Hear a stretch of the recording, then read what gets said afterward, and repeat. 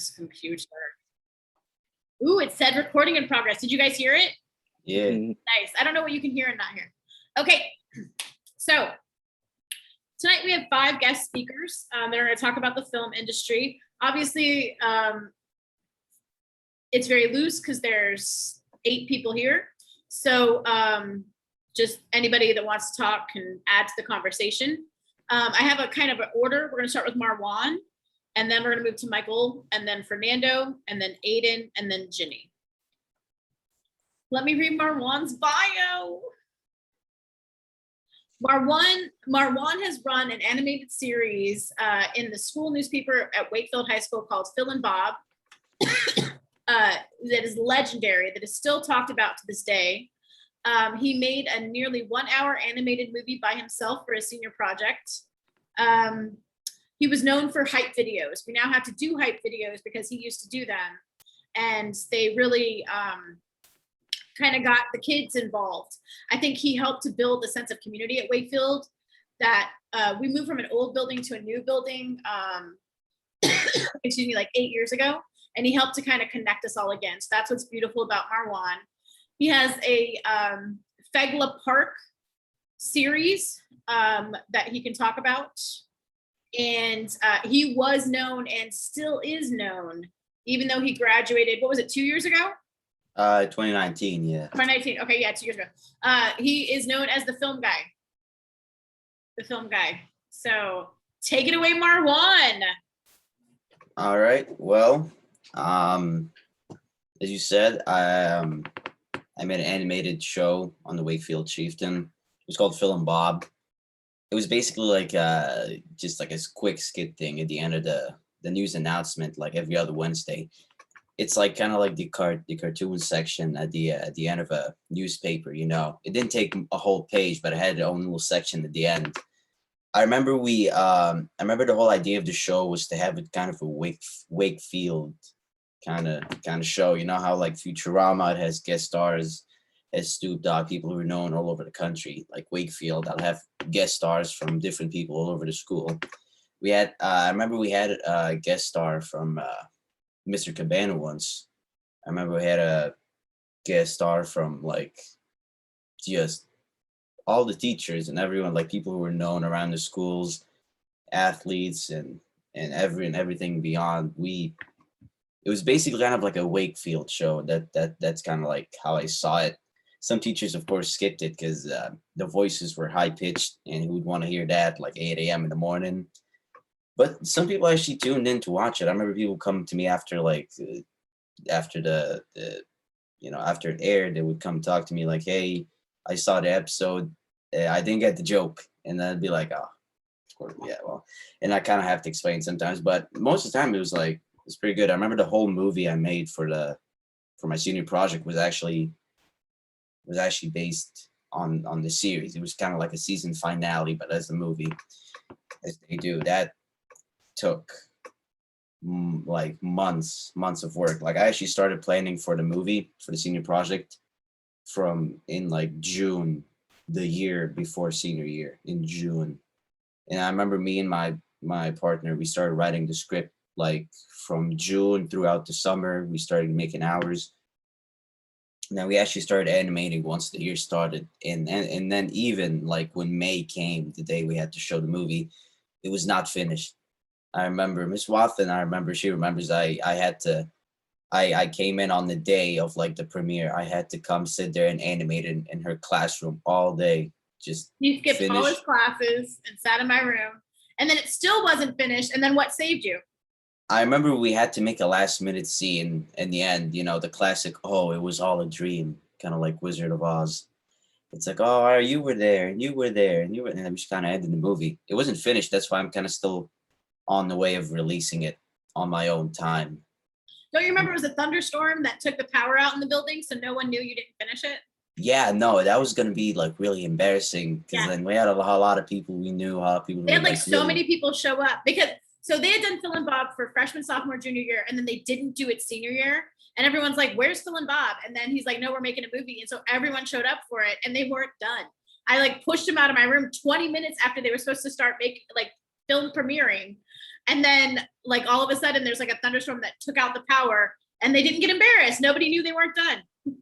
Yeah, like it was a blessing from the skies. Yeah, like literally a blessing from the skies. It was awesome. I that. I was in the crowd there getting ready to watch this, and out of nowhere, perfectly sunny day, it's just trees falling down, a thunderstorm out of nowhere, evacuated to the basement. Right, that's right. We got evacuated to the basement. Like, oh, you're free to go. Yeah, Stop. Crazy. it was a day, to say the least. It But yeah, So I remember Michael that. Farmer has the proof that it happened. We have witnesses in the jury. Okay, so what you talked about animation. What genre of film do you like making the most? Is it animation? It usually depends. I like making animation because with action and like anything that's like live action, you'd have to gather the actors, you'd have to show up, you'd have to make a time. Some actors don't show up, then you'd end up just canceling, make sure weathers are right, sunny at night, you don't have the equipment, this is missing. It's like, it's a lot. But with animation, a lot of it is just done on your own, With animation, you're usually the director, the cinematographer, the costume designer, the actor, because you're the one doing the emotions on the character in there. And also, your actors don't really have to be within your vicinity. I mean, you could have an actor in LA, you can have an actor in New York, you can have an actor in your city, and they'd all record the line in their own time, and then they'd send it over, and then you could just work it over. That's kind of like why I like animation, especially in COVID time. That's seems very useful and very efficient. Yes. So you're known as a control freak. So has that changed since you graduated from high school? How do you work with different personalities in film? In film, Do you have like a film crew you work with? You do, right? Yeah, no, I have like a set group of friends that they're always like on go, ready. It's like, hey guys, I got this new idea for a project. It's like, say less, I'm on it, I'm on board. I was like, let's do it. I remember I made this Christmas video. It was oh boy. It was a lot of planning because the idea came out in the beginning of December, and we had to finish it before the 25th. It was just it was chaotic. But as a control freak, I remember it was like because it was in the Chieftain. Like I was just trying to make sure this product comes out good, even knowing it's not mine. And everyone had a different definition of good at the time. So it was just kind of like nope, we have to do this scene like that, or else it looks bad, it looks lazy. And they're like, no, it's fine the way it is. I'm like, okay, fine. I didn't want to get fired. That was my goal, not to be fired. Oh yeah. I think I just it's kind of like a learning experience where it's like if it's not your project, you kind of let that person do their own thing. And that's kind of like what I do from now on, because I have my own project. I get to like have like the way I want it. If it's not my project, I usually just go along with what position I am in. If I'm just a cinematographer, I just make sure the beautiful imagery comes out. If I'm just a sound designer, I just make sure the sound, or a sound technician, I just make sure the sound comes out good. Know your position and play as a team. Know your position. That's really good. I'm sorry, I'm setting the timer because I realized I didn't. We've been talking for about 10 minutes. Okay. The other thing I want to talk about is you're the film guy. Like, who's the film guy? Oh, it's Marwan. Remember Marwan? So like, I kind of want to know, did you actually like that? Did that help you in life, being the film guy that everyone went to? I know that you did many projects for free. They still show the video you made for African American History Month and the Heritage Assembly and stuff. So like your stuff's still being shown. How did it feel to be the film guy in high school? What did it teach you for after high school? I did kind of like being the film guy in high school. It kind of set your own position. I know that whole just kind of like old high school, like just positions, like you got the athletes and you got everything from beyond, you got the, and everything. But being a film guy is I actually liked it. It gave you like a sense of like, a kind of sense of like purpose, what I mean? Everyone kind of went to you. You wanted a highlight reel of your, playing basketball, playing football. You go to me. You had this question about this. You had this competition. You had this film festival you're trying to get into. You kind of come talk to me. I remember Mr. Burns. Remember Mr. Burns? He had the Oscars thing where he would do like movies. I remember he mentioned making a movie as a project. I was like a target. I was just a target. Everyone was just like, hey, man, listen, we can do this, we can do that, we can make a movie like this. And I was like, yeah, sure. I mean, I'm just kind of having everyone come up to me and talk with, you kind of like the attention sometimes. But yeah, being the film guy is it was actually pretty good. I liked it. It kind of teaches you after high school to like explore your stuff, because when I started making movies, I was always making animation, I was always making highlight reels, and that kind of helped because I have people then approach me after high school. I have some sort of reel from what I did in high school. So no, that guy was 16, that guy was 17, he made this when he was that age. Imagine what he's like from what experience he has, imagine what he can do now. So I have people approach me about making music videos all the time. Um, I have people approach me about making like live action music videos, animated music videos, all kind of music videos, and you kind of expand from there on. The guy who asked you to make a music video, he is now asking you to hop on his mixtape and make a song together, and you don't even know. So now you expanded your horizon, and you kind of like you kind of become a jack of all trades. You know how to do animation, live action, movies, music videos, and music, and you know how to produce. It's kind of like expanding your horizon. It's always fun being like in someone's connections as a film guy. As the film guy. So I know this making films is very important to you. Why is it important to you, for you personally, but also for like the world? Like, what's the impact like with making films? With making films, I always felt like there was always like stories you never hear. Opinions, they're always overshadowed. You have just people that no one listens to because of what they look like. And I feel like it's up to you to just kind of notice things that are ignored every day. Um, I remember I heard about this book. I want to read it, but I heard about this book where this guy walked through a city, and he walked with different scientists. These different scientists, of course, would point out things that no one was really paying attention to, and it would make something like a simple tree very interesting. And it just seems like as a film, like as a filmmaker, it's kind of your job to find these interesting things all around you. The way a sunset reflects off a glass building, that kind of looks interesting. You can have that in the background of a music video, or just the way a city looks at night, or a way this light reflects off this, or the way the city reflects off the ground when it's raining. It's always your job to notice these small specks in your verse, and you kind of widen it under a microscope. Your microscope is, of course, going to be your camera. It's your job to focus on these people that no one notices on your everyday life. That was very poetic. That's what poets do, huh? That like hit me. I'm a writer. Yes, I'm a writer. You're a writer and a filmmaker. Okay, so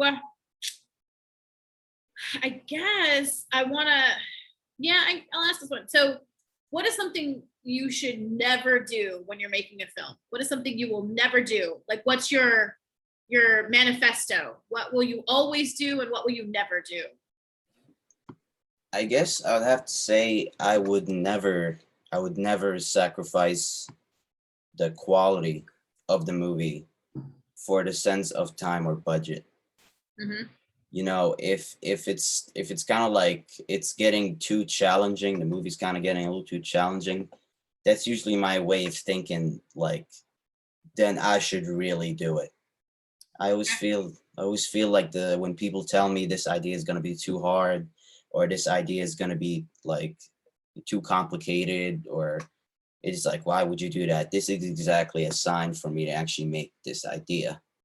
It's kind of like it's kind of like knowing this idea is going to be challenging is exactly when I know I got to make it. Because if I make it successfully, I'm gonna be like, this is gonna be it's gonna be one guy who made one really hard idea happen. So You did the impossible tangible. exactly, everyone told me that it was gonna be really challenging to make an animated film for like an hour.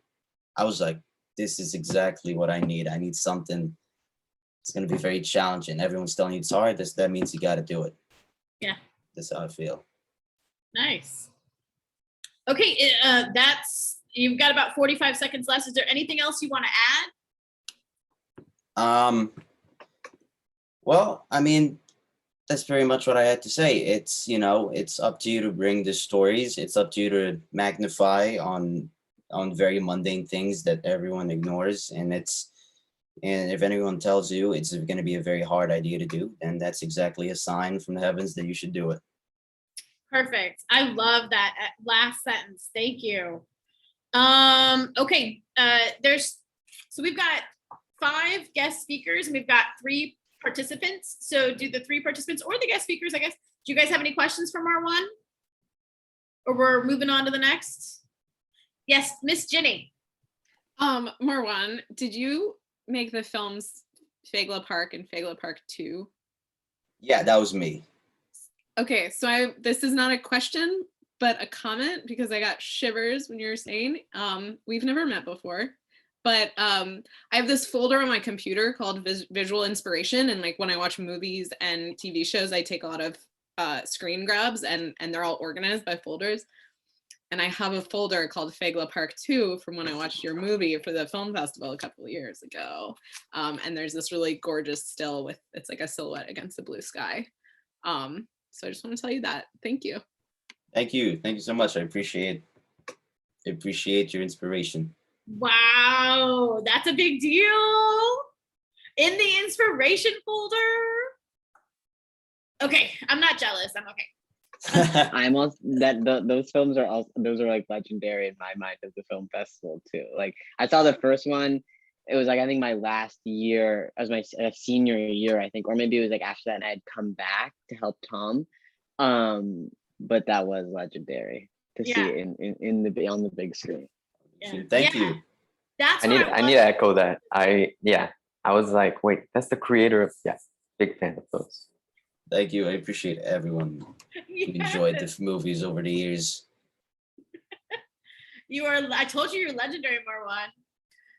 Okay, so we're going to move on to Michael Farmer.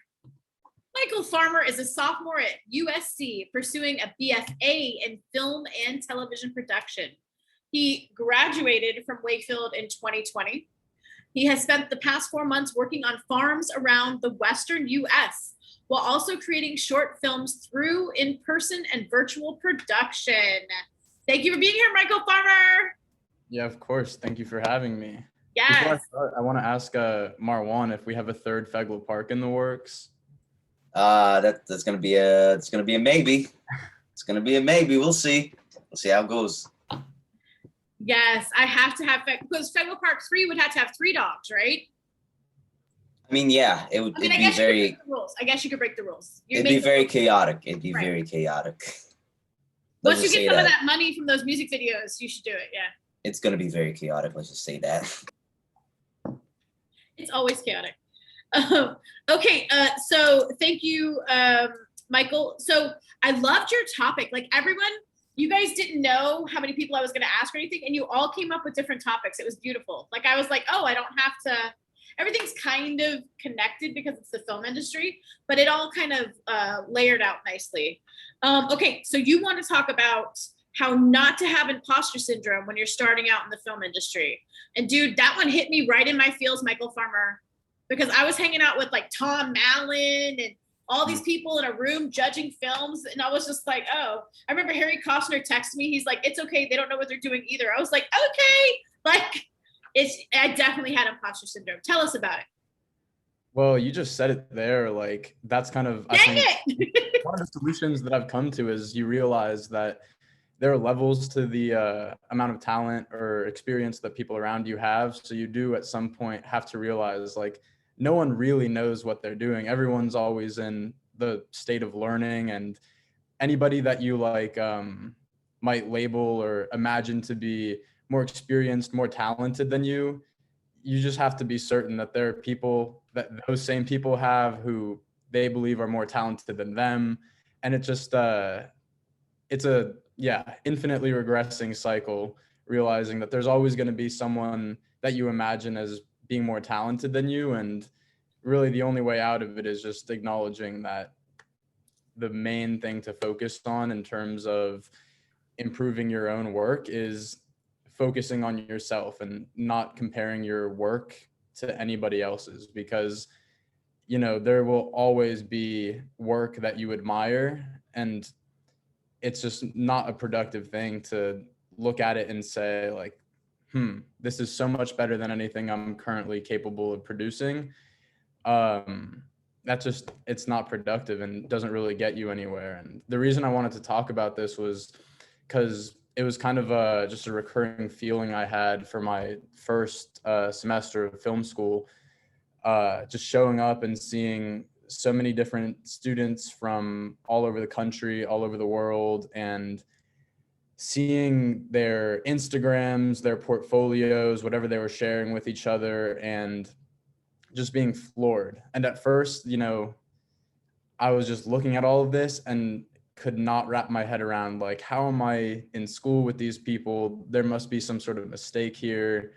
And just feeling really intimidated and thinking that like anything that I was capable of making at the time was not even worth showing compared to some of these kids. And it took me a while to realize, like, once I started talking to some of them, especially some of the kids that I imagined as being like near professional level skill, having like near professional level skills in a lot of different disciplines. After talking to them and realizing they had a lot of the same feelings, looking at other people's work or looking at, say, someone in the year above them saying like, I have no idea what I'm doing. How am I gonna fit in here?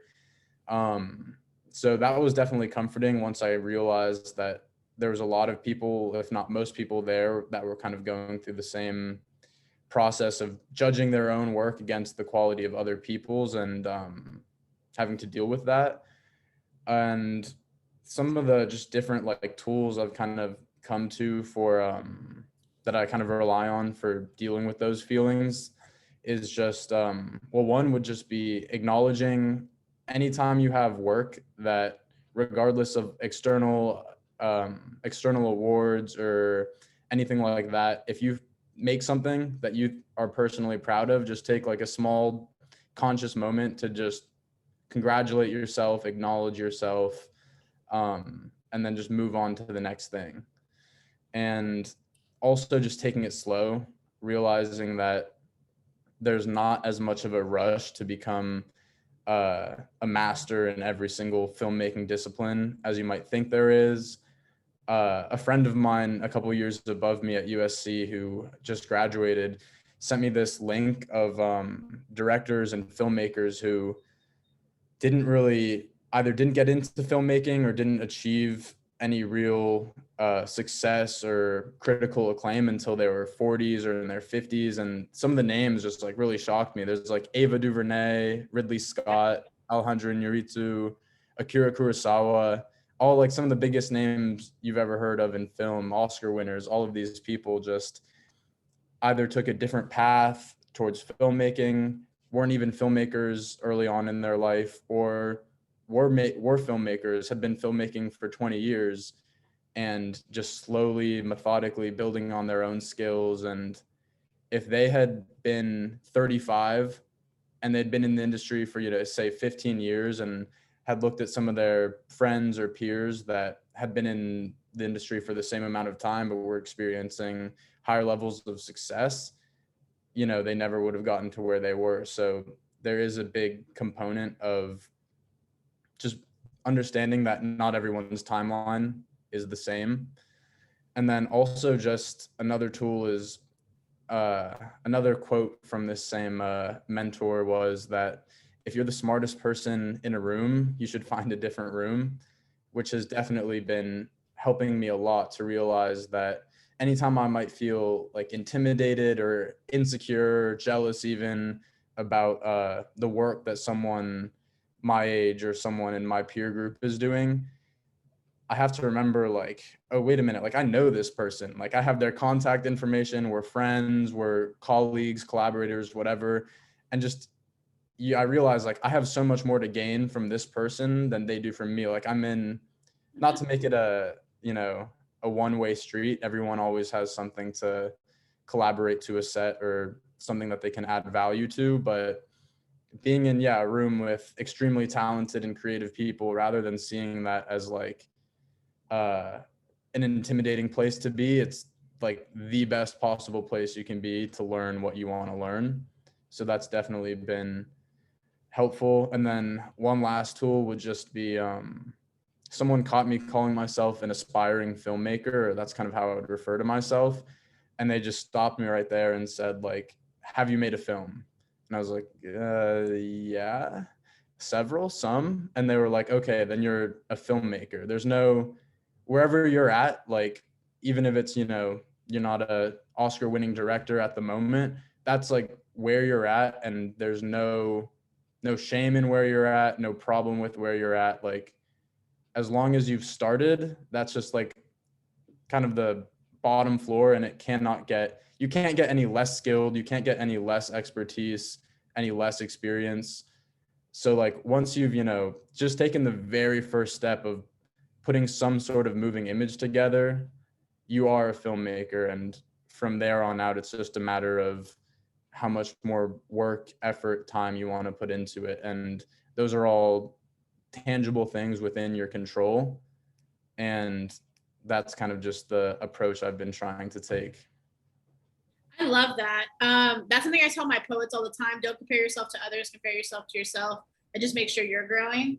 So that's a lot of what you say is a lot of what writers think. I guess it's very similar. Storytellers, they're all storytellers, Yes, Michael Farmer. Okay. What keeps the creative fire burning when it doesn't want to be on fire, when it doesn't want to be lit? What keeps the creative fire burning? Especially this year, it's like your first year of film school, you finished it. What kept you going?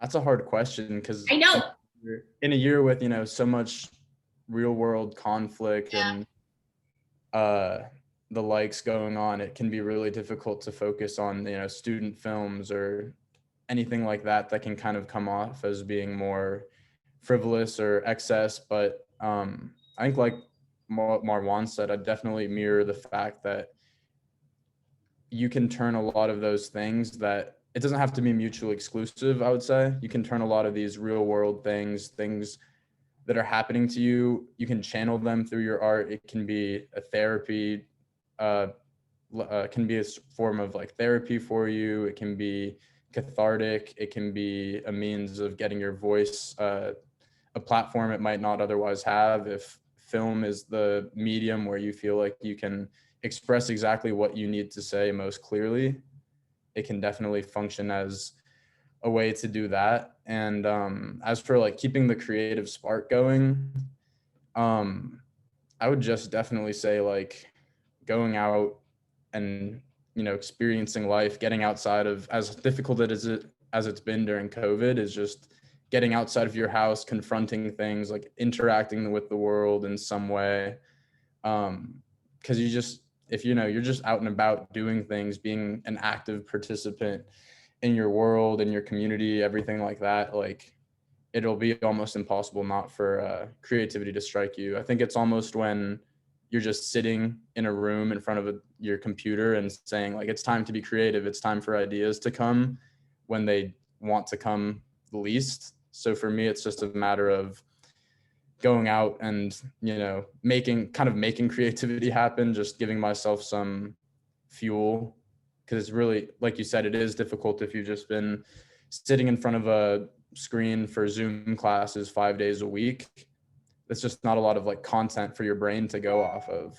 I feel like I just need like some real life fuel for my creativity to actually get going.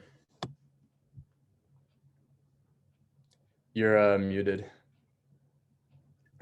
I do that every freaking time. I'm so sorry, you guys. That's why I don't mute myself, but then I keep talking, so I mute myself so I don't talk. Every time you're gonna have to tell me I'm on mute. Like when I don't have the idea or the creativity I need, like it just like sits in the back of my mind and it just drives me crazy until I'll be like at the grocery store. So you see the inspiration from that around you. Yeah, I like that. Yeah, I'd say, oh, my bad. No, I was just like, I was gonna ask another question, but keep talking.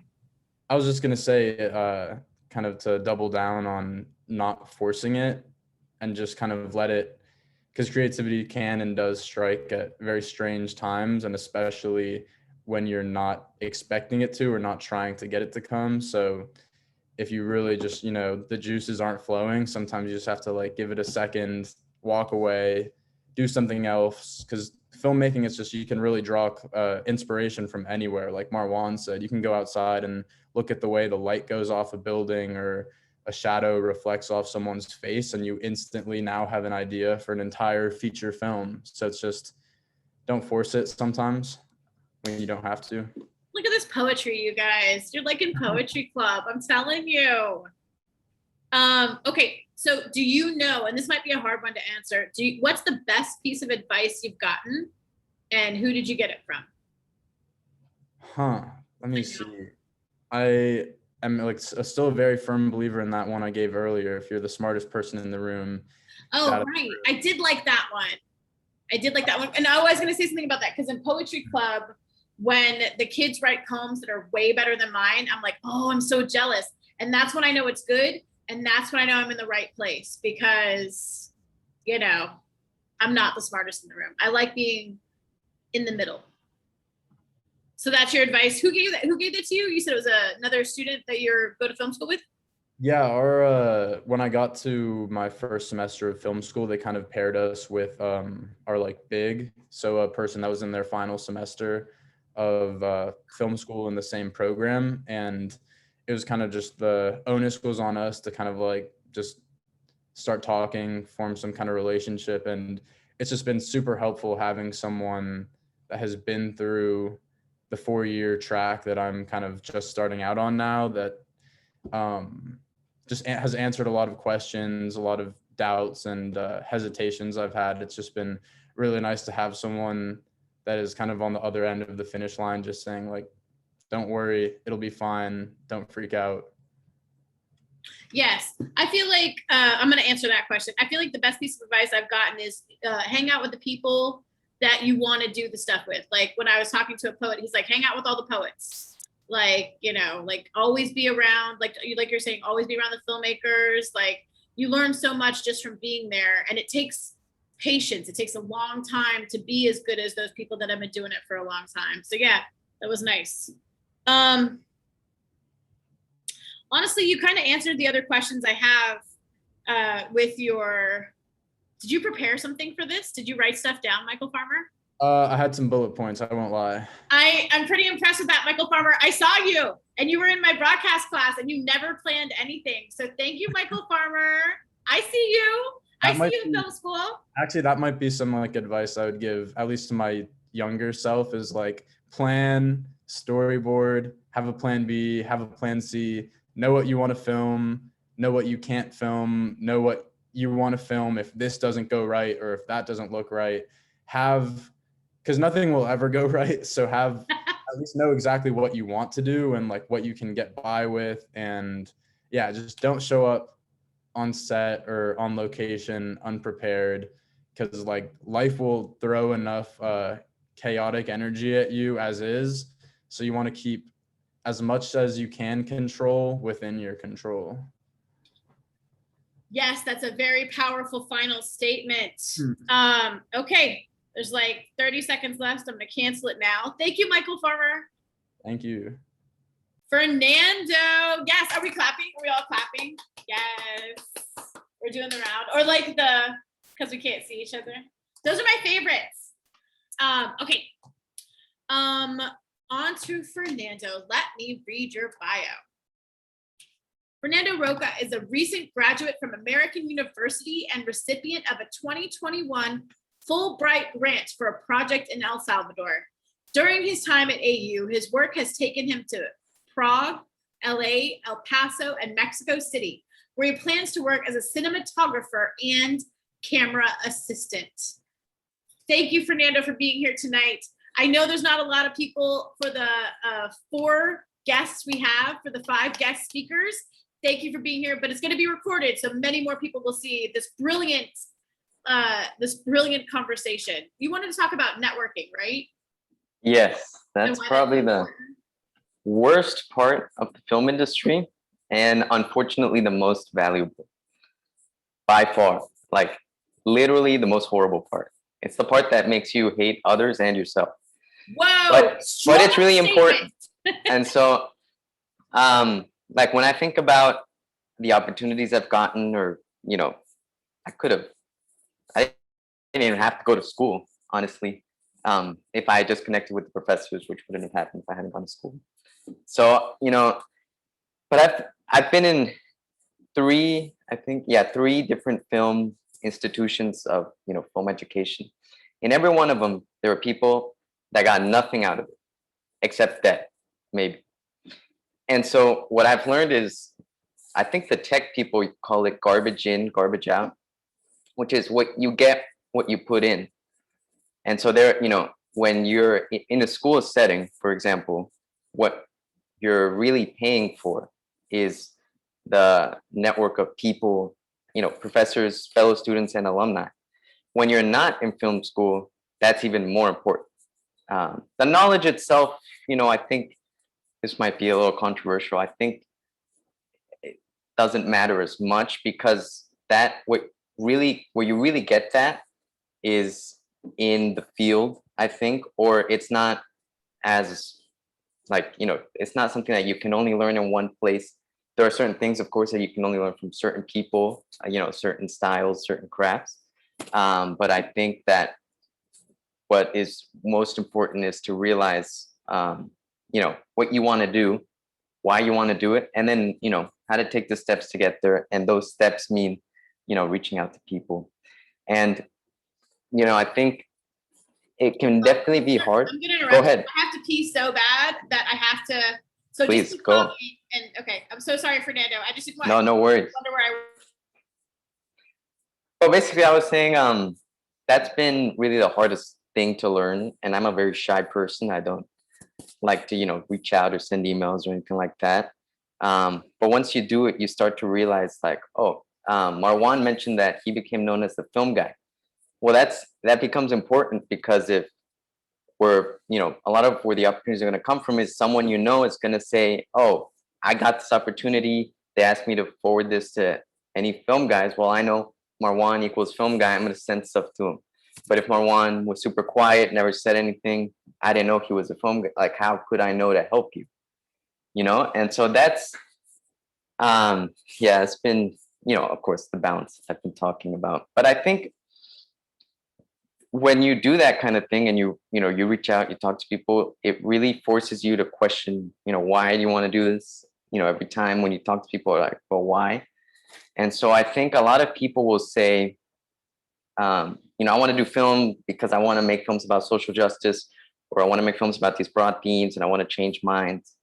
But I think once you dig deeper, I think you start to realize that there's something more human to it. I think there's something more raw that's behind those things, that make those things effective, I think.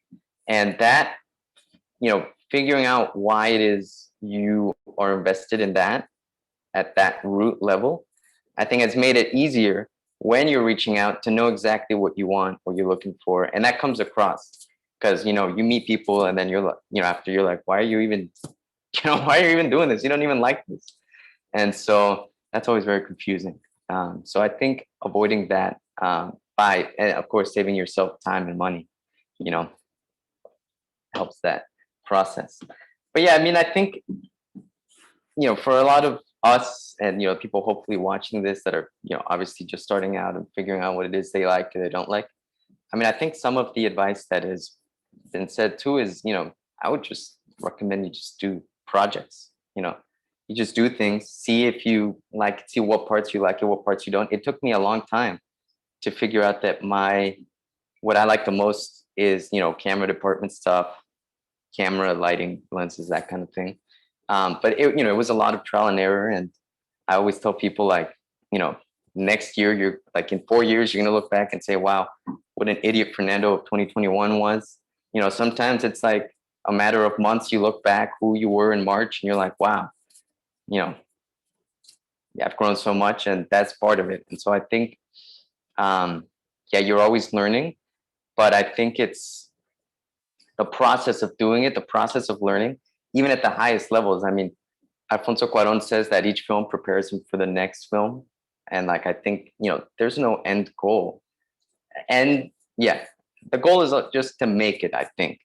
As opposed to how some people view filmmaking as a specific tool for a specific purpose that I think is a little narrow. I think Alejandro Iñárritu, who is a Mexican film director, defined it as filmmakers are like the people playing the violin on the Titanic that's sinking. I think that's very true. I think, who knows if the world's going to exist in 10 years.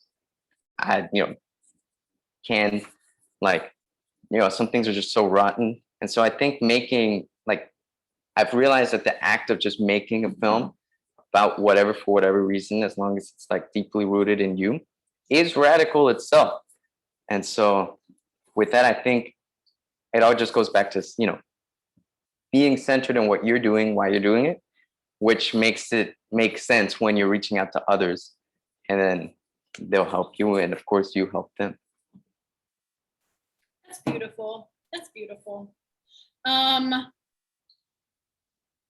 So you've touched on a lot of stuff already. So that's the role you like the most, the cinematographer role? Correct, yeah. Can you explain that role a little more? So a cinematographer helps execute the director's vision. It's kind of like a mix between a very technical role and a very artistic role, and translating. I mean, you're working with everyone you're kind of like the bridge between the director and the rest of the crew in executing that role. And yeah, it's a very interesting role labor-wise too, because you're halfway between kind of like above, you're technically below the line, but above the line, you're in this very artistic space. And then below the line, you're in the blue collar space, and you're merging those and making sure that everyone is getting, their input, because, you are also relying on, the grip, the gaffers, the assistants to make it happen. Yeah. Okay, what is your manifesto? What should someone always do, and what should someone never do when making films? I think, stressing out is inevitable, but I think it's, the preparation helps you offset that. It helps you make sure you're more stressed in the beginning as opposed to, being unprepared on set. But I think what someone should never do, I think, is, I think film should, there's a certain cost that it should reach, not economic. I think, there always has to be the work-life balance. Yes. And so I think you have to say, and with film, it's tricky. There's no 9 to 5, sometimes there's overtime, it's odd. But I think what you should never do is, give more than you should for yourself. I'm not saying you should never put in 110% or whatever that means. But I think you have to know your limits as a human being, because if you don't, then that's a great way to, burn out in 2 weeks. Yeah, the pandemic's made me kind of try to get more work-life balance. I was working too much. And so now it's made me realize, hey, there's more important things. So I really love that manifesto. Okay, what's something that has happened to you that would not have happened to you if you were not making films? I know you got some stories, Fernando. You've been doing a lot of stuff. Yeah. Well, I've been in some very strange places because of film, but I think something crazy was I was a couple months ago. I wasn't really using Instagram, but I decided, I'm just going to turn Instagram into a version of my portfolio, mostly because honestly, it was because I was bored. That's the real reason. So then I was like, okay, every week or whatever, whenever I felt like it, I just, clean things up a bit or just post stuff from old projects. And then I forgot about it, a couple months later. I had seen this movie, which was the Mexican contender for the Oscars last year, which was horrendously snubbed, but it was very visually beautiful. It's called I Am No Longer Here. Amazing film, beautifully shot. And so I found the cinematographer and I followed him on Instagram because I was like, oh, whatever, I'm just gonna do this stuff. And then one day I saw that he posted a photo of himself riding like a train, like an Amtrak. And my dad works for Amtrak. So I was like, oh, wouldn't it be crazy if I just was like, hey, I'm a big fan, my dad works for Amtrak. So then I did it.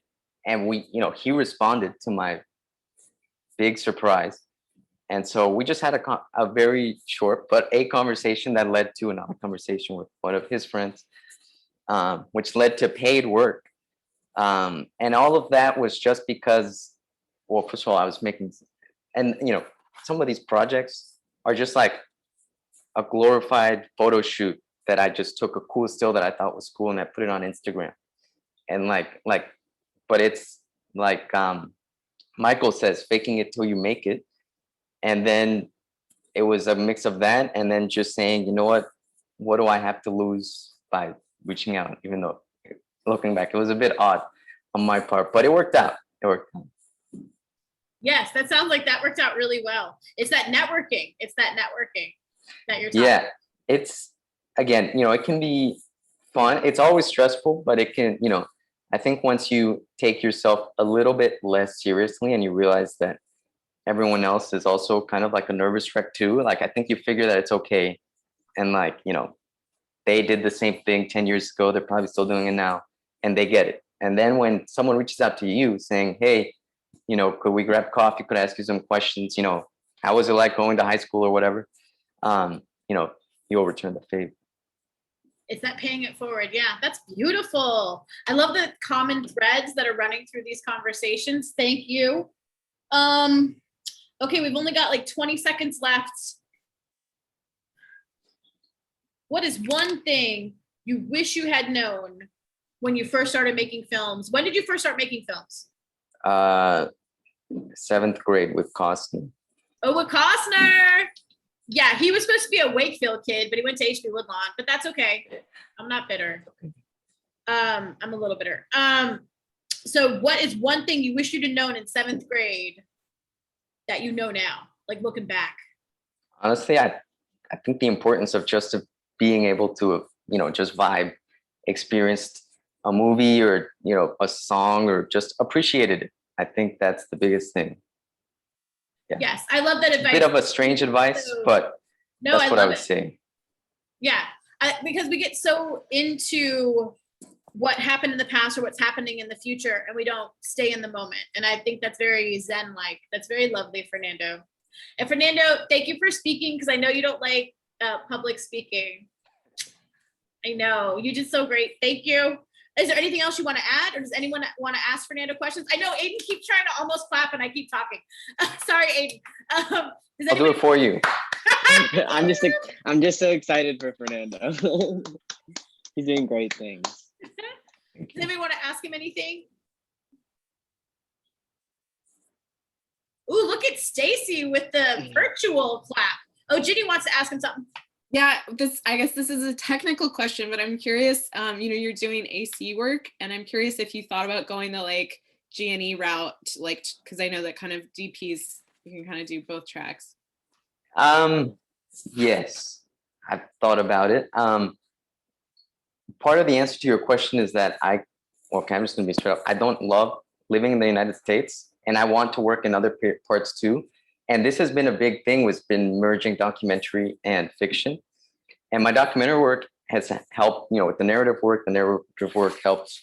I say this like I've been doing this for years, but it really have not. I'm still exploring. And so I've done some G&E work, and that really, I think it's, foundational. Of course, I think you need to know what you can and can't plug in to certain things. But kind of like to answer your question in 2 ways. Yes, no, still figuring out, but I'm still trying to learn from as many people as I can. That includes G&E. Cool. Thanks. I was just curious. I have no idea what half of those words were that you guys said. That's what I love about filmmakers, because I'm like a teacher, and I'm like, oh, I don't know what G&E is. I used to like write stuff down, and I just gave up. I'm just immersing myself in the world and I'll eventually know what it is. Okay. Thank you, Fernando. Thank you, everyone. You guys, yes, Fernando, let's clap for him again. Yes, Fernando. Oh, thank you, Griffin Electric. Thank you. Thanks. Okay. So we're moving on to Aiden, who's a repeat guest speaker. It was my goal after graduating HB and doing all the film stuff. I was like, I so want to speak at this because I saw like Ginny spoke one year. Yep. When I was in high school, and just like having people come in that just, it was so inspiring and just so like I feel like that's what I really like about film is like on like smaller scales, how you can really affect people in ways that like you never really will understand that like change the course of their life or like just inspire them to do stuff. So I always want to come back and talk to like be able to. Aiden, I love that you come anybody. back and talk. It's so great. And yes, when Ginny spoke, I literally was writing down almost every word. Like my hand hurt by the end. Like I was like, oh, everything is brilliant. Like, yeah, it was great. Yeah. I asked her so many questions and I would like. First. Oh yeah, I was reading my bio. Okay, thanks, Aiden. Thanks. Okay, it's really short. Aiden Dick is a non-binary filmmaker who is excited about expanding the scope of filmmaking and learning from it all they can. Take it away, Aiden. That was short. Yes, I never know what to write in those at all, and I generally just write random stuff like that. But yeah, I guess recently a big topic that I've been thinking about is how like a lot of things in my life, like my non-binary, like identifying as non-binary, and filmmaking, a lot of these things like I felt I always was or was a part of, but didn't feel real until I like saw it somewhere else or like saw examples of it. And I think that's like really limiting to people. So like I guess my bio is that way just because I want to learn all I can from it. And I hope that like people also can it like young like oh, I made a feature this past couple of years and like my big ethos of that is just like I hope that can at all expand to anyone thinking that like if because I feel like features are really gate kept that they feel like they can't do that they could like do anything in the field like that. So but yeah, I came with no notes unlike Michael, so Well, you did want to talk I'm about all your here for the films. questions. You called it the feature game. Tell me more about why you call it the feature game. Is it a game? How do you play it? I guess I called it that because I feel like features are kind of like revered as this thing. Like I feel like when I tell people I've made a feature, it like almost gives me this authority that I feel like isn't deserved just from making a feature, making something that's over 90 minutes. Like I don't understand why that just comes with so much like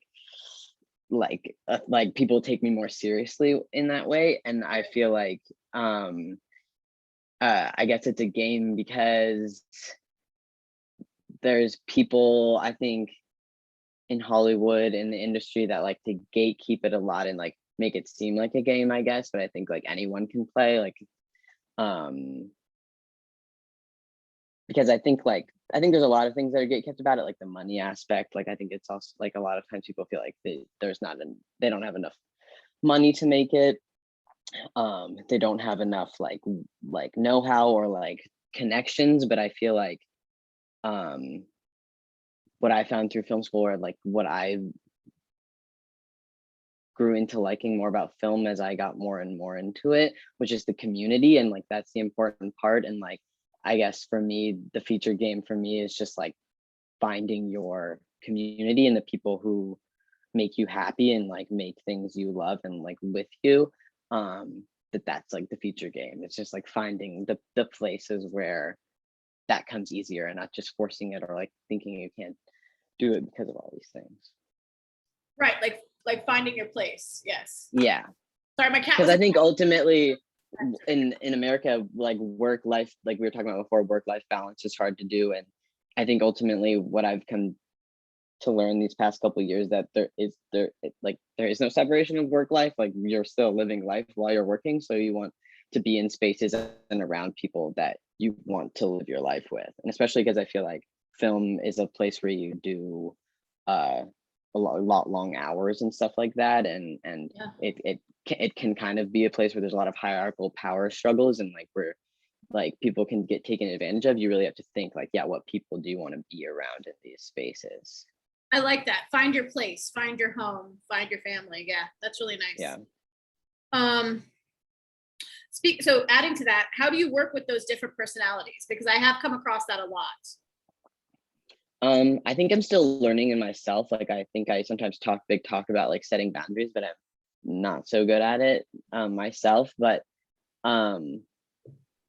I think like there's gonna be people who you don't work well with just because of like not everyone works well together, and that's fine. But then I think there are spaces where people wield their power in ways that like isn't healthy for everyone in the crew or on set. And I say I haven't encountered that so much in like narrative projects that I've done. Though I feel like in my community, a lot more commercial projects and stuff like that. I think there's sometimes tough personalities that I don't think you do have to like try to get along with, because like it can be compromising to yourself. So I don't think like you should sacrifice your like emotional well-being for a connection or something like that, because I don't think in the long run that connection will make better connections if they're asking you to compromise yourself in any way. Yes, that leads me right into the big question. What's your manifesto? What should you always do and what should you never do? Yeah, I was thinking about that when you're asking everyone else. I think it's along the same lines of like,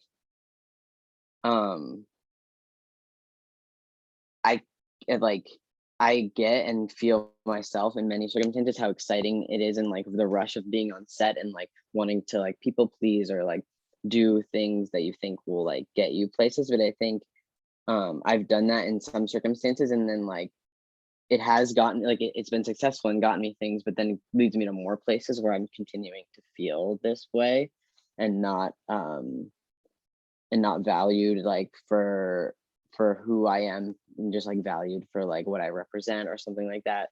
And I guess to be specific is like in a lot of commercial acting that I've done,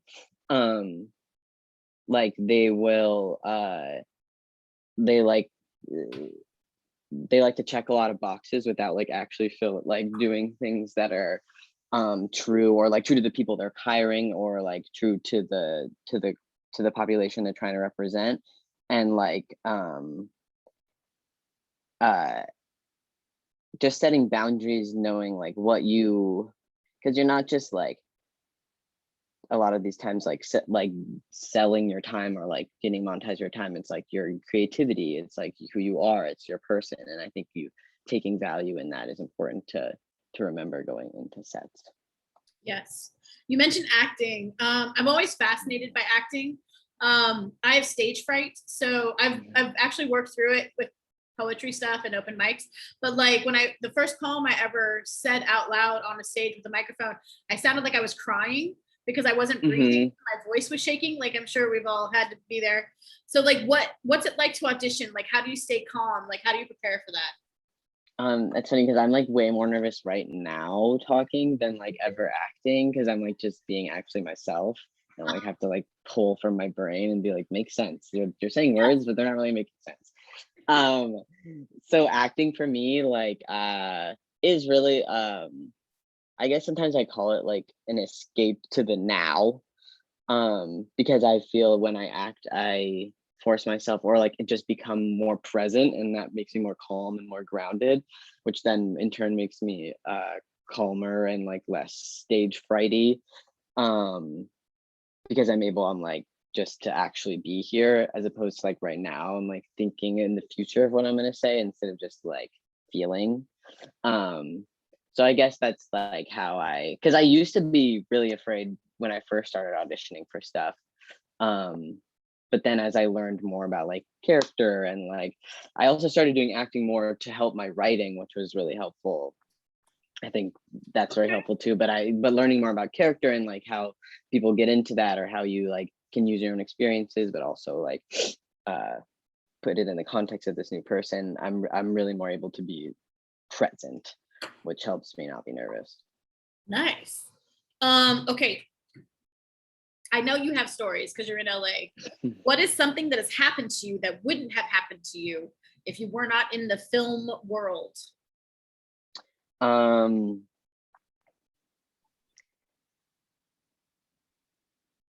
I guess like just like up like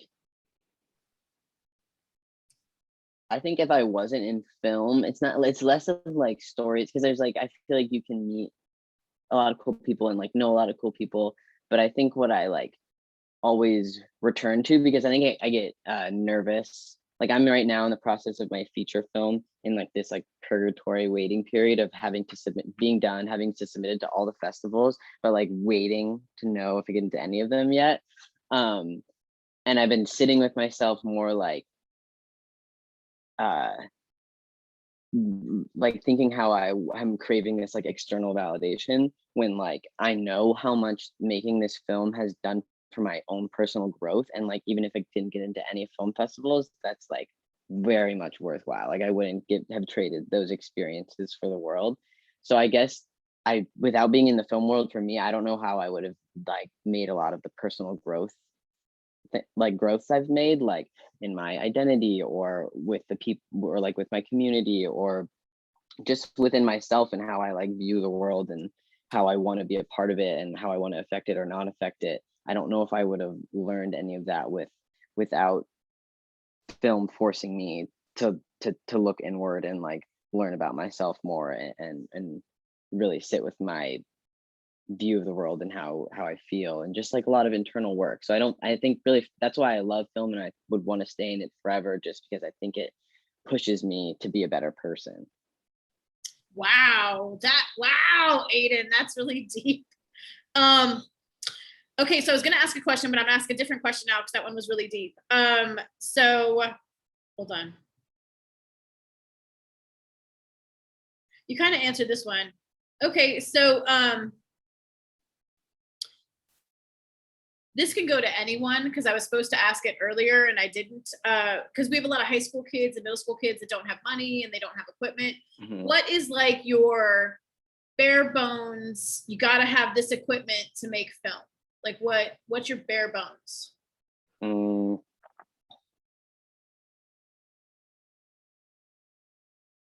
I mean,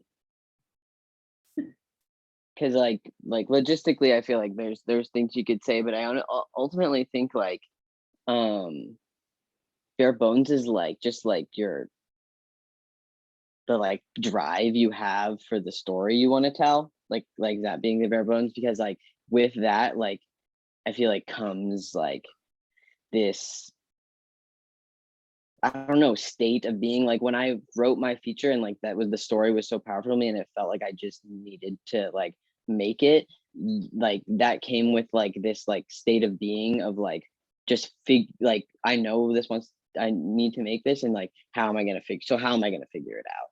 It wasn't like, can this be made if I figured these things out, if I have these pieces of equipment? It was like, no, I really believe in this story and want to tell it so badly. Then it's not that like things fell into place or the equipment I needed fell into place. It was just this like drive to tell it came with having to find these things that I needed. That was and your one of the, what were you gonna say? I said, I love that that's your answer. Instead of like, you have to have this microphone or this, equipment. Yeah. It's like, no, you need the drive. Fernando put in the chat, you had to have an idea. So you guys are really thinking the same lines. Yeah. Yeah. And like, along with, you asked another question, was best piece of advice that I think it kind of goes along with this, is like, I think making films is like really about connecting with people, and that's like so many different types of people, like your actors, your audience, your crew members. It's like making these connections with people, and therefore they're shaping the way your film is by like making each of these connections.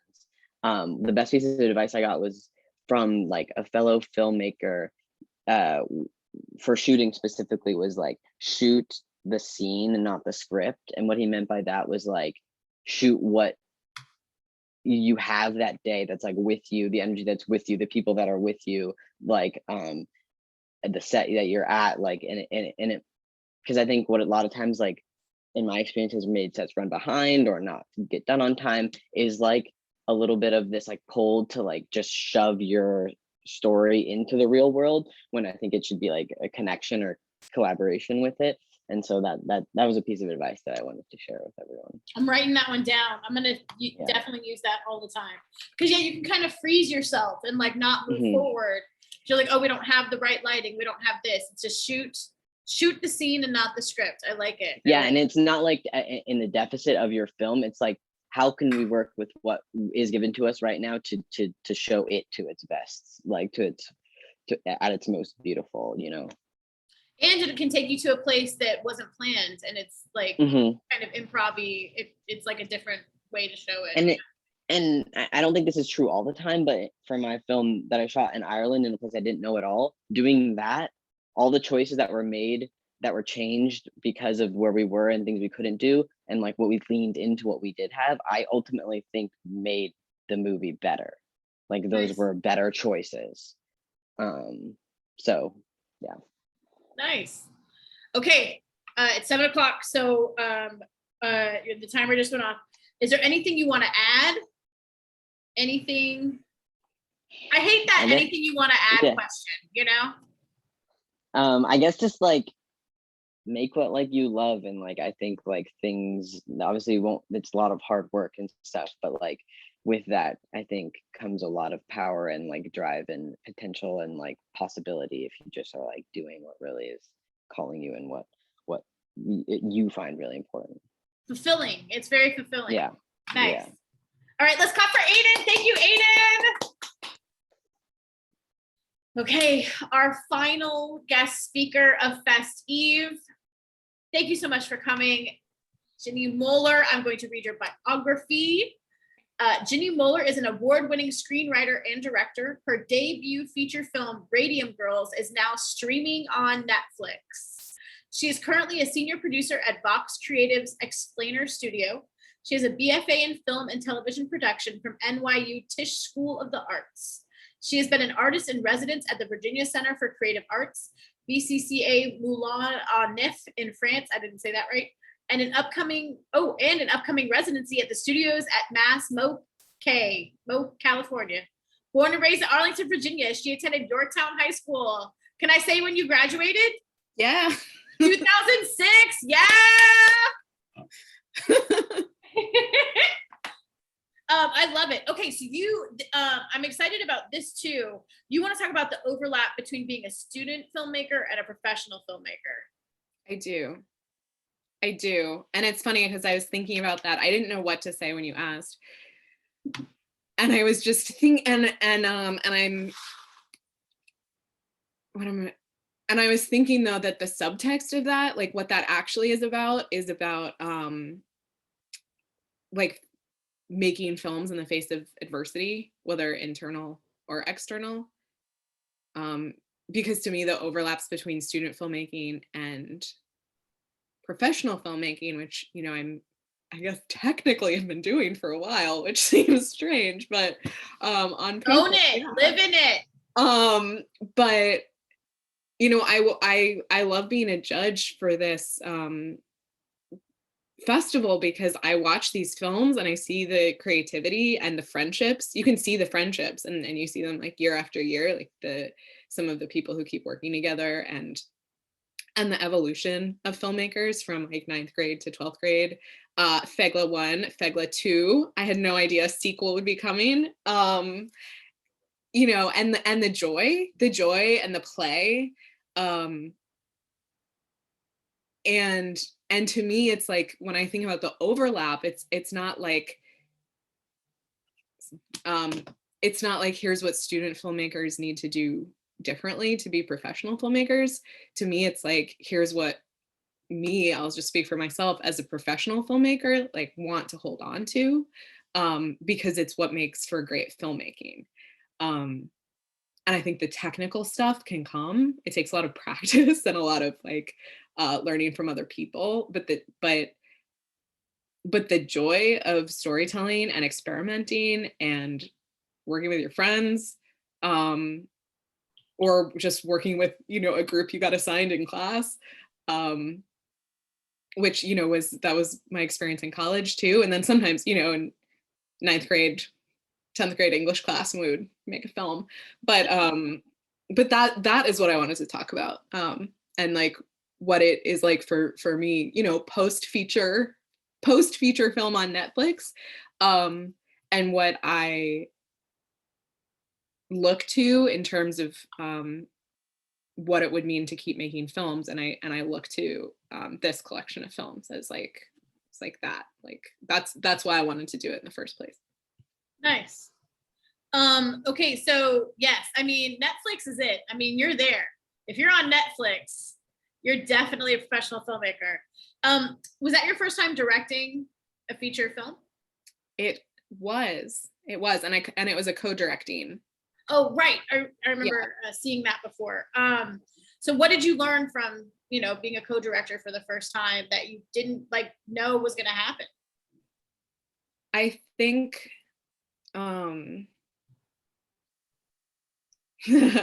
that's a great question. I feel like I'm going to be making art about that question for the next 30 years or however long I'm alive. Because I think that, you know, and this is what I used to say too, when I actually worked in the, I loved working in the camera department when I was just out of film school. I was a camera assistant for a little bit. And so it's cool to hear Fernando talk about that. I used to say, and then I experienced this in a different way when I was directing, that like film sets and the environment of film sets can really bring out like the extreme, like the best and the worst in people. It's sort of like, you know, obviously it's not being in the army, but there's a sense of like, there's this very clear set of goals over the course of a set number of days. And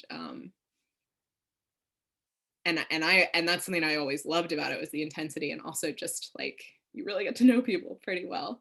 And so I feel like one of the things with directing was getting to know myself and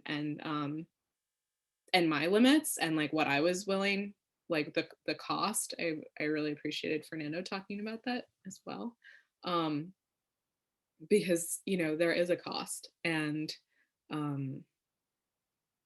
that's the abstract. The more concrete is that I would be a lot more prepared with my scene prep. Excellent. Do you have a piece of advice that you live by, and who gave it to you? I do. And this is, to me, is like a North Star when I'm writing, even though it's like kind of a confusing North Star. But I try and keep it in mind. And it's my screenwriting teacher in college, Christopher Kelly, said, don't make sense, make meaning. Loved that. Really loved that. It's weird. It's hard. It's strangely hard to apply sometimes when you're like, wait, is this, am I making meaning? But he also talked a lot about image systems, which I really loved, with screenplays and looking at films, and the way that the sort of like visceral meaning that can be communicated in a screenplay that's not necessarily information. Yes, I agree with that. So much is said through the visual choices you make. Yes. Okay. What's your manifesto? Let's get the manifesto out the way. What did you always have to do, and what should you never do when making films? Here's my manifesto. It's super boring. Don't back your cards up. Back up your cards. And then for me, something, and I kind of hope this could change later, but if I endeavor to edit one of my projects by myself, it probably won't get finished. And so having some sort of external accountability, especially in the post process, because that's when it's like, it's real. And I'm like, there's just so many feelings that come up in post for me, that I need some help there. I'm trying to decide what I like the most about filmmaking, because this isn't something I ever thought I would do. And it is the post-production for me. I love it. I hate it. Like, all the feelings happen all the time. And then like, there'll be this one scene and you're like, oh, That turned out really well. It didn't look like it was going to. And then there's like this magic. I like when the magic happens and you couldn't plan it. There's no way to plan the magic. So, hold on, there's a bug. I like when you can, the magic kind of is revealed in post-production. Okay.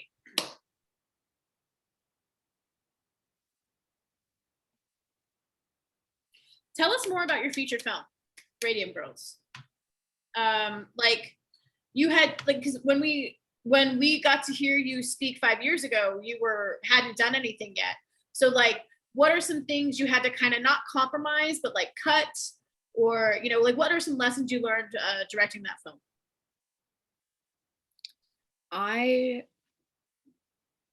Do you remember it now? Does it feel like so long ago?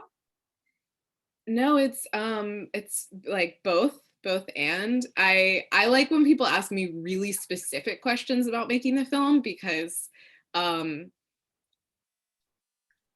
feel like it's the hardest thing I've ever done. Nice. It might be the hardest thing I will ever do. I'm not sure. I agree with you there. My second year broadcast journalism teaching, I was like, can someone take this class? Like, I don't want to do it anymore. Like, no, I didn't know. I'm so sorry. No. Okay, so then I'll ask more of a specific, like, you know, the phrase, like, you have to kill your darlings. Did you have to kill any darlings? Definitely. Yeah. What was the hardest one? What was the hardest thing you cut? And did it, like, do you think it should have stayed in the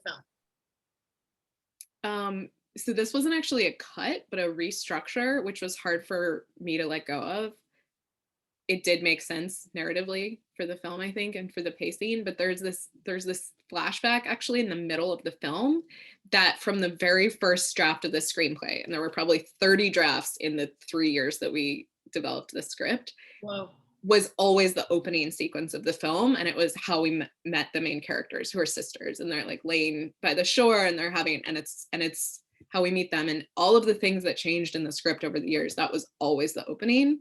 And the scene was, I mean, you know, bits and pieces changed, but it was pretty intact. And when we got into the edit, and it was taking us a really long time to get into, you know, the inciting action, where something scary happens, you know, it was a discussion of like, is this a flashback? And like, man, I was like, no, it's not. And it was, and it is. So little yeah. That's always interesting. And I think that that's great advice too, is if you want to keep your audience, definitely get to that action, get to that attention grabbing stuff. I don't know. It's hard for me to kill my darling. So it's just really kind of interesting. I'll just, you know, kind of a quick follow-up to that story. And I think it was a clear learning experience on that film, which is that like how much the film often gets rewritten in the edit, because we had this huge wall up in the production company's office when we were developing the script with all the scenes. And we spent so long being like, Mr. Leach goes to the hospital here, and she goes here, and then this, and it's like, oh, is it this or this or this? Hours, days, weeks doing that on the script.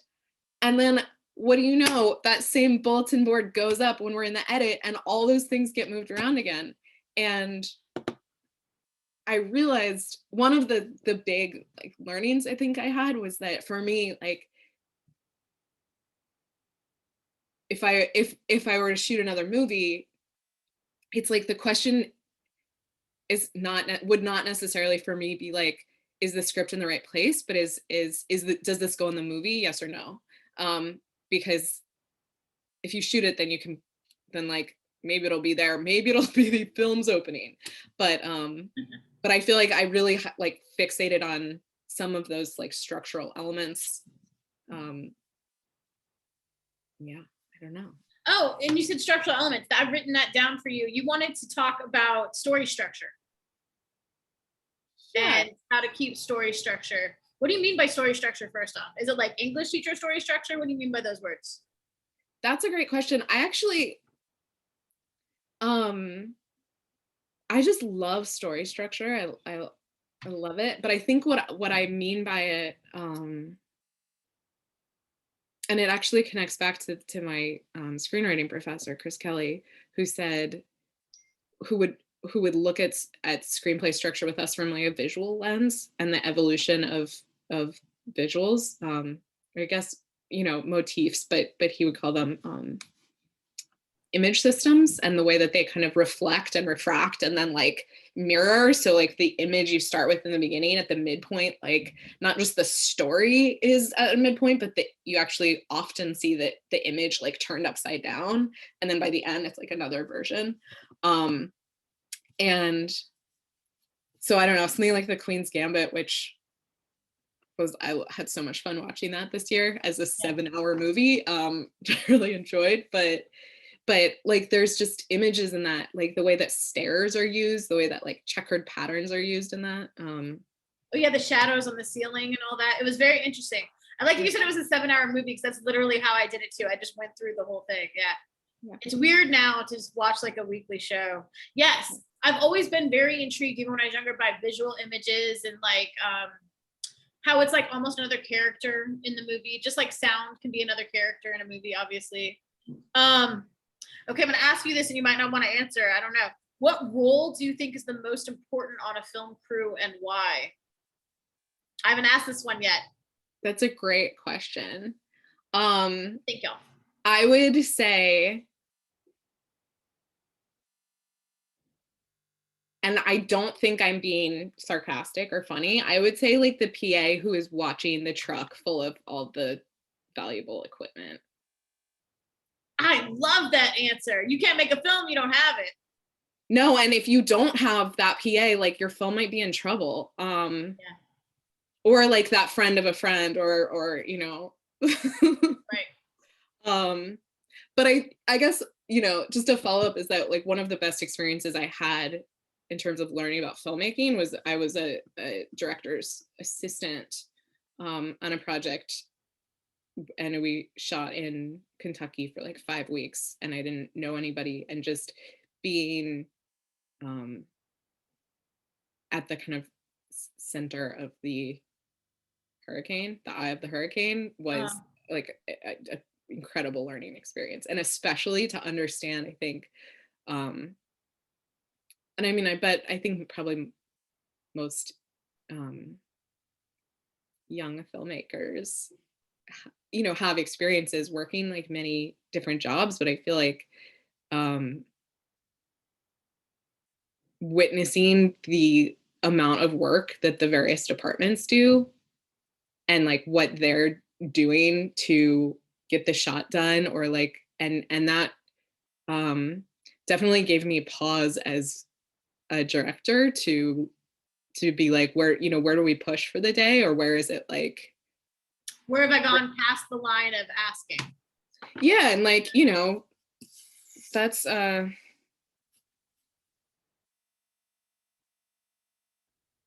don't know, it's maybe this like not, I mean, I think everybody here knows it's like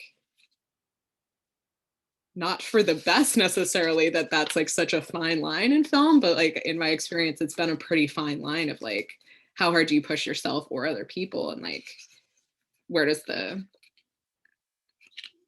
I was gonna say where does the magic happen. I don't know. I felt that a lot this year teaching virtually during the coronavirus broadcast journalism is how far do I push these kids? Like, you know, it is a very difficult question to ask and answer of yourself. Okay, so you lived in New York City for 15 years. I know you have some stories. What is something that has happened to you that wouldn't have happened to you if you were not a filmmaker? What's some stories?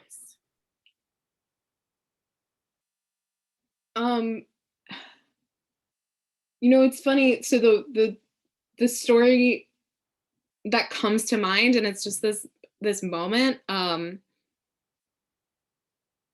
is I was in New York, and again, this kind of connects to networking, which is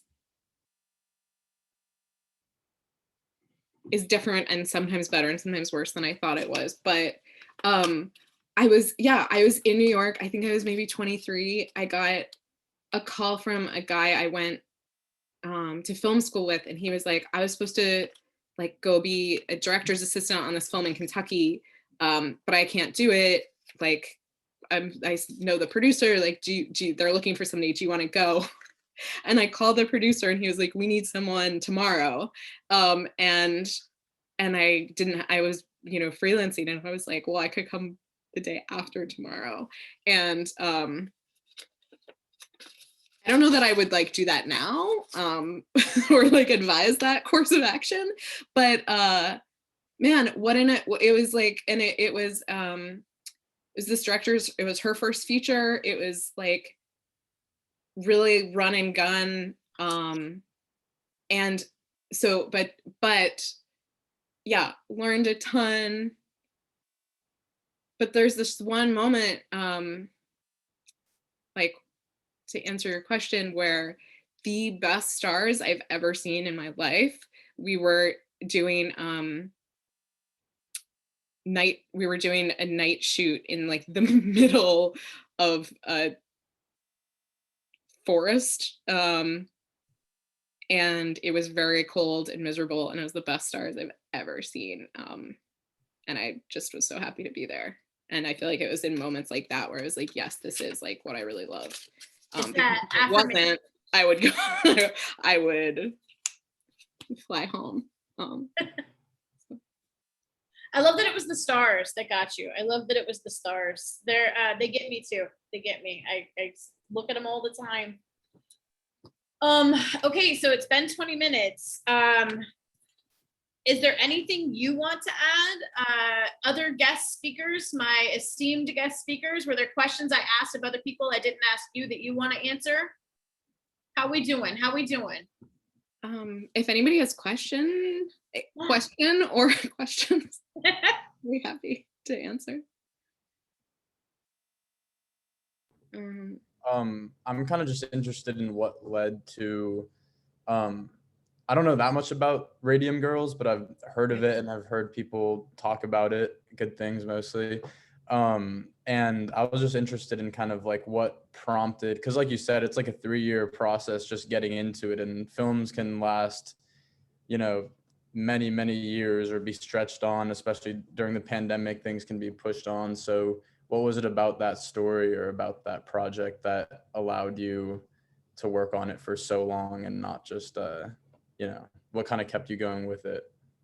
That's a really good question, because actually we started writing the script in 2012, and it just got released this year. So, but we shot in 2016. I think it was the question of the story, which was like, I think the question that I had the first time I read about the real story, which is just like, what would it have, and it was like the question and the sort of imagination that went with it of like, what would it have been like to be teenagers and like go through this, and have like the teenage like feelings and dreams and like hormones and like, and then like and like want to do other stuff and like have to deal with this instead, and then like kind of just like unravel the corruption. And I think actually in like the script that I've been writing, another script for the past like 2 or 3 years slowly, but that also comes from a question of like, what would it be like, again, actually as like a teenage girl, and it's based on a true story of just like, but like, what would it be like to be in this situation and have this thing happen? But then so that's like the feelings answer. And I'll quickly just like the structure answer was that like we applied for a grant over the course of a year and a half, and that kept us really on track in terms of like deadlines and things we had to produce.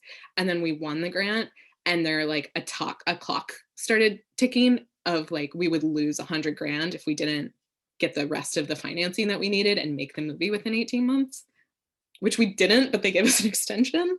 So it was like, there was, I think that for me, I was like getting pretty burnt out, just because it was like working full time for these freelance gigs and then like doing that on top, that like I think about it, like if we hadn't won the grant, like there's part of me that was like, maybe I can like let this go, because it's really hard. So, and then by the time we got financing, like there were more people involved, and it was just like had a momentum. So even on the days that like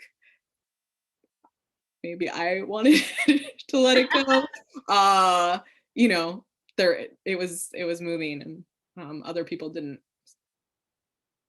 That's good advice too. Once you have the financing, the other people will keep you moving, even when the days you don't want to. That is shocking. Like it was done in 2016 and it's taken this long. And I know how long it takes to make films and stuff, but I mean, on such a smaller scale, like that, it's a lot of time. Yeah, we played at the Tribeca Film Festival in 2018. So Okay. it took, and then we were actually supposed to release in April of 2020 in movie theater. Right. So Right. there's that. But there's all that. But Michael, that is such a good question, and I'm always curious about that for other projects and other filmmakers too. Yes. Hey, I have a question. So how different would you say professional filmmaking is from like film you used to do like back in high school? Yeah, okay. I think there's like 3 main differences maybe. I was trying to make notes earlier. And I was talking with one of my colleagues about this earlier too. Well, nobody's getting paid. So you have both people with less professional experience, but it's also a lot cheaper to make. There's just so much paperwork. I'm on a project right now as a producer. There is so much paperwork. So there's not a lot of paperwork in student filmmaking. But I think, I don't know. I think, I guess just kind of circling back to what I started talking about is like, I think that there is a sense of like play and like experimentation in student filmmaking that I think is actually vital for successful professional filmmaking, and I think often can get be underrated or overlooked. And I think that's why like teams of, I mean, like okay, so here's with Radium Girls, like working with a cinematographer of like the caliber that I got to work with and a production designer of the like incredible genius that I got to work with, and being like, these people are getting paid to like make this script that I wrote like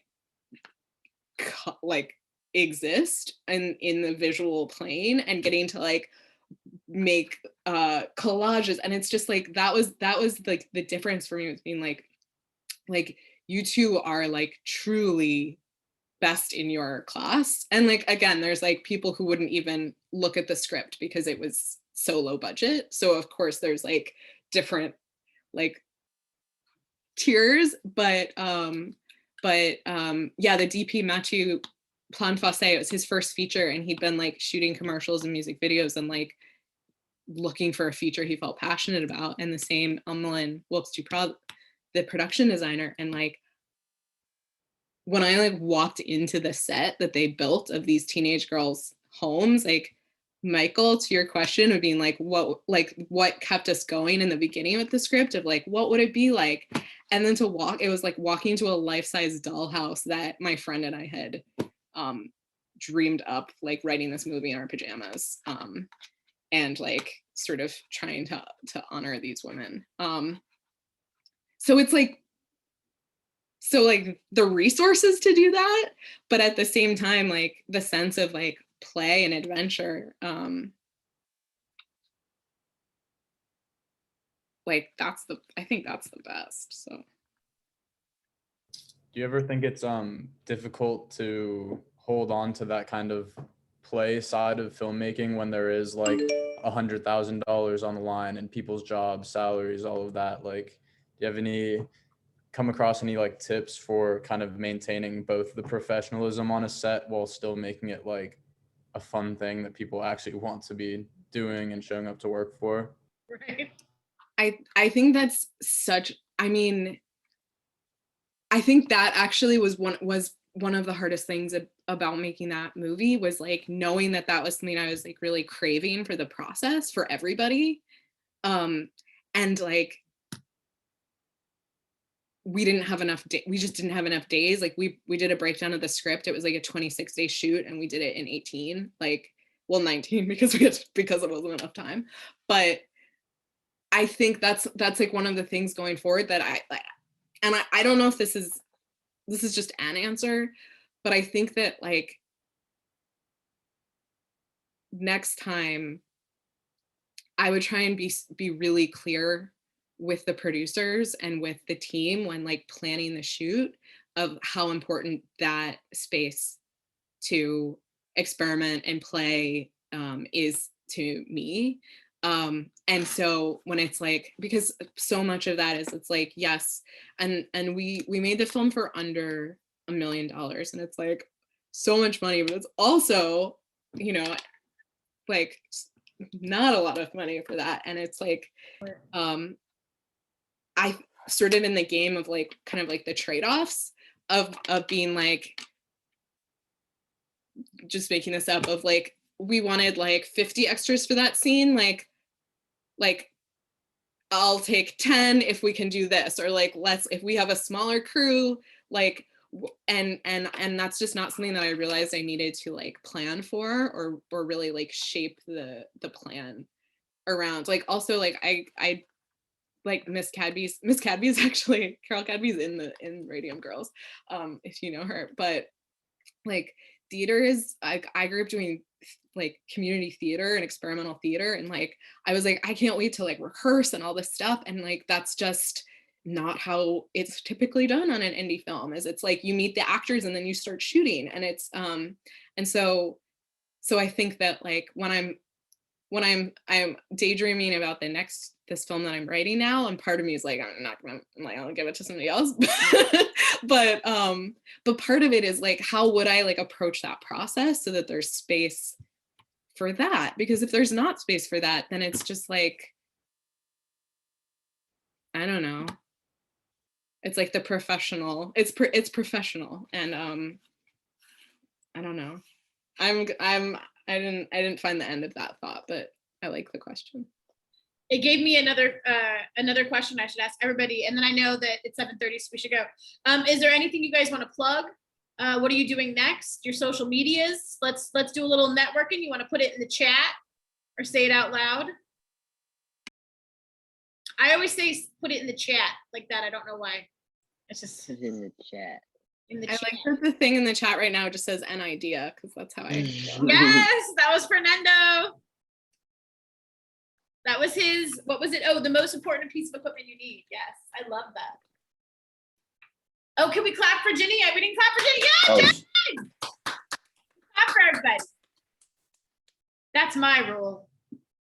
I feel like I should be like a kindergarten teacher sometimes, like how intense I get, you know? But I just embrace it. I can plug in my Instagram just in case anyone wants Yes. to talk, or like just talk about future projects, or in case they need me for anything. There it is. Yeah. I do animation, I do live action, you name it. I'd also like to like, I always found like a lot of places I've gone at, like and I've always found it valuable when people offer like I would love for people to email me if they have any questions, or like coming to LA and need like any advice or anything like that. Like would love to be able to be that connection for people. Definitely be down to meet up or sometime once I get to LA in the fall. Yes, let's. Do you have everybody has each other's emails because it was in the yeah. Do you have it, Michael Farmer? Check before. Yeah, let me check. Everyone say hi to My Fred. email is aiden.dick@gmail.com. Yeah, it's pretty easy to remember. Oh, Ginny just put hers in. Marwan, is that Fegla? He just came down. Hold on, I'm about to. The fame. It's famous. Stop moving. Oh my god. It's Oh, Fegla. wow. Oh, It's the fat boy himself. Yes. What does fegla mean? It means radish, right? Yeah, it means radish in Arabic. Yeah. I love that that's the name of your dog. We got to meet Fegla. That was pretty exciting. That's a way to. I didn't know there was gonna be a star here. Yes. You see that? Oh, he's left. Okay, look, he's like, whatever. I'm a dog. Okay, so yes, everyone dropped your info in the chat. Thank you very much. The Film Fest is tomorrow. It's going to be a webinar where people call people to the stage. I hope you can come. If you can't come, I understand. Everyone is like, we've decided, the people that plan it have decided we are never doing a film fest in June again. Like there's just so much at the end. And then we didn't know this year was going to turn out like this, where it's just everything shoved at the end. But we're going to try to do them in mid-May when there's a little more breathing room. Yeah.